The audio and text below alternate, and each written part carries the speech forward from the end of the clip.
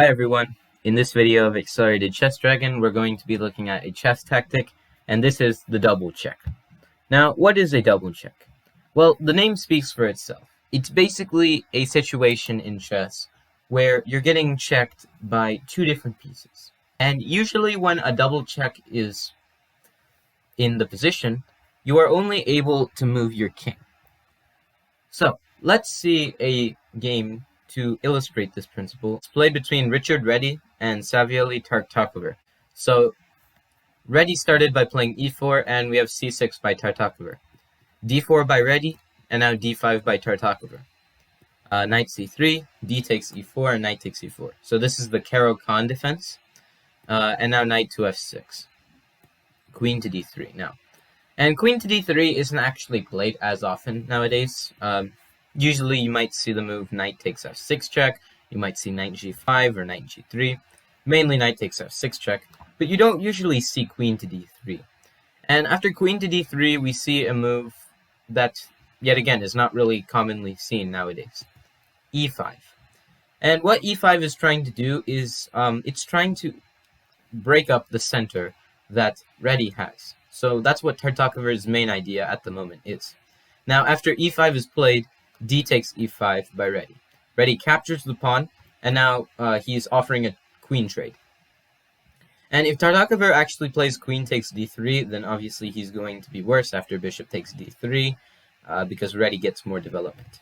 So he played queen a5 check, hoping to check the king and then capture the e5 pawn, which he technically did, but now castles queenside by Reddy. And Reddy seems to be giving up a whole piece, because you can just capture with the knight, right? Just to know that if you capture with the queen, then there's just rook to e1 and you lose your queen. You'd have to capture because the queen is pinned to the king, and now it's simply a queen versus a rook and a knight, and this would be winning for Reddy. So knight takes e4. Tartakover thinks that he's won a whole knight, and that later on he can just support it with something like f5, maybe develop, and then castle. But this knight takes e4 move was the biggest mistake of the entire game. And the reason is because Reddy played the move queen d8 check. And now you have no other move but to capture the queen. But now Reddy plays bishop g5 check. And there's a check towards both the king, through the rook, and also through the bishop. So Tartakover has no other option but to move the king. And he can either move it to c7, which he did in the game, or e8. And if you go to e8, then the famous Paul Morphy-styled mate, the Opera House mate, would happen via rook d8 checkmate. And if you went king to c7, like what happened in the game, then bishop d8, and this is checkmate. So that's just one example about a double check. Let's look at a couple more. In this next position, we see that it is actually white to move. And if it wasn't white to move, black would actually just win the game. How would black do this? Well, black could just play the move queen to a3 check. And you are forced to go to b1 as white, and then black can go queen to a1, and that is checkmate. So white must do something quick, otherwise he's just going to lose the game. So what does white have here that instantly wins the game? Well, the move bishop g7 check. Now there's a check towards the king via both the bishop and the rook. Now the only move that you can actually play is king to g8, and now comes the finishing blow. Rook to h8, and this is checkmate. And this just goes to show that with this double check move, white is able to force black to move the king and also prevent black from checkmating white, and then you just checkmate black yourself. And that's basically it. Let's move on to another example. In this next example of a double check, white is down 2 exchanges.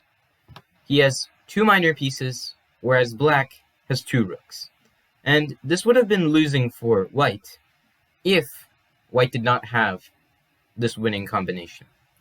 So here, white's actually going to play the move knight b5 check. And I'm first going to clarify a few things. You cannot go knight e6 check because of 2 reasons.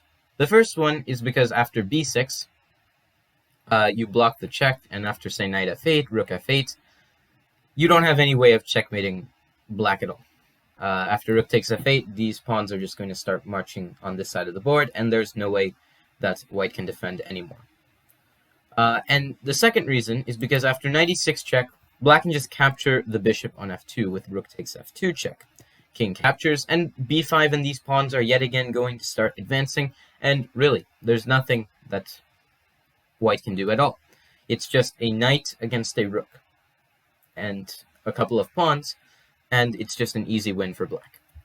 And you should also note that knight c6 check, although this is a double check, it doesn't work. Because the black king can go to a8, and how do you deliver the final blow? There's no way. So that leaves one last option, and that is to play the move knight b5 check. Now after knight b5 check, it's a double check. But unlike knight c6 check, where the king could hide at a8 and, well, there's no way of defending, after knight b5 check, you're able to play knight c7, and the knight checks the king, and the bishop guards this a7 square. So it's very critical to note which double check to give if there are multiple options. Let's look at one final example, and then we'll try some puzzles. In this final example of a double check, we're going to see that the double check tactic is not only to win the game, it can also be used to win material. And let's examine this position to see how. We notice that white has a rook, a bishop, and two knights against a queen, rook, and bishop. So if you cancel all the material out, essentially white is playing two knights against the queen. And usually that is a completely lost position. But in this case, white is a very nice double check tactic that essentially can help him win a lot of material. So how does white do this? White is going to play the move rook takes h7 check. And after king takes h7, this is the only legal move, by the way, knight f6 check. There's an attack towards the king via both the knight and the bishop, but there's also an attack towards the queen with the knight. Now, you could go king g7, you could go king h6, you could go king h8, but wherever you go, the queen falls. And after knight takes d7, black is lost. You can try rook d8, but bishop f5. Or even just a simple knight c5. And the plan is pretty simple. Just capture the pawn, and it's an easy way of victory for white. So let's look at a couple of puzzles and try to solve them now. In this first puzzle, it is white to move. And white has 3 pieces, but black has 4. And white is down a piece, as we can see. And you need to find the correct way to immediately win for white. So how would you win here if you were playing the white pieces?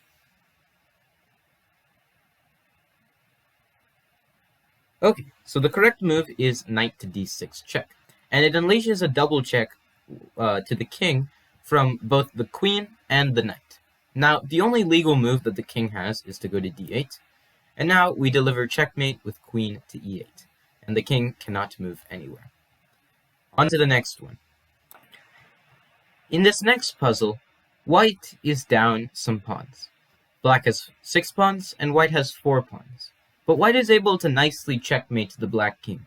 And there are actually 2 answers to this puzzle. So I encourage you to try finding both of the answers.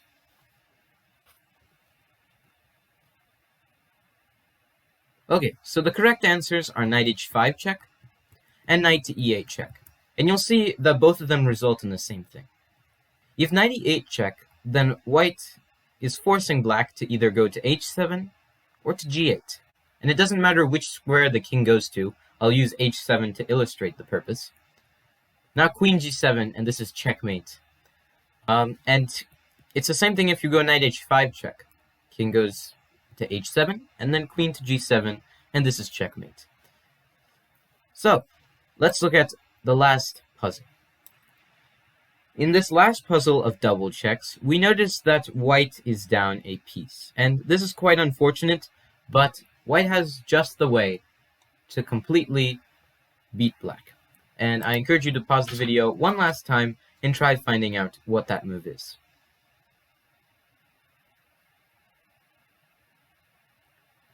Okay, so the correct move is bishop c6 check. And after this, it's a double check from both the rook and the bishop. And after king to a6, you might be thinking that white could just capture the rook and he would get a good position. Well, not exactly, because his rook is also hanging on e6. So here, what does white do? He gets another double check. He plays bishop b7, and there's another double check from that same bishop, but also from the other rook. Now the king goes to a5, the only move, and now rook to a6, and this is checkmate. I just want to mention a few things. After this bishop c6 check move, king c8 would immediately run into checkmate after rook e8. This is just checkmate on the spot. And another thing, it's important that it's bishop c6 check and not bishop to a6 check, because bishop to a6 check doesn't get the same result. Many people would think so, because after king to a8, rook takes b8 check, king takes b8, rook e8 check is there. However, the one problem is that black can defend with bishop c8, and now white is completely lost. He has absolutely no counterplay whatsoever and cannot win this game. So that was the double check tactic. I hope you all enjoyed the video, and if you have any suggestions or feedback for me, please let me know in the comments section, and stay tuned for more chess.